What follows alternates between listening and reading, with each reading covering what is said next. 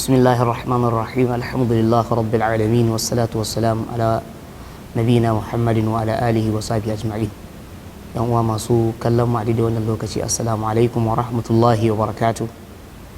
A yau ma Allah madaukakin sarki ya dawo da mu wannan shiri namu na tarbiyyar musulunci, wanda wannan shine darasi na 15. Abinda zan yi magana a kansa a yau shine wasu abubuwa da mai tarbiyya ya kamata ya guzurin su. Mai tarbiyya ya kamata ya guzuri na ilimin abin da zai tarbiyyantar, domin ba a yin tarbiyya bisa jahilci. Jahilci ba zai ba da tarbiyya mai kyau ba, ilimi shine zai ba da tarbiyya mai kyau. Da haka duk abin da za a tarbiyyantar da yaro a kansa, mai tarbiyya ya tabbatar yana da ilimi daidai gwargwado na wannan abin da zai tarbiyyantar da shi. Wannan sai i zamanto ya haifar da ɗa mai ido. Amma in ba haka ba, maimakon a yi gyara sai a yi gyaran ganga auzunawa.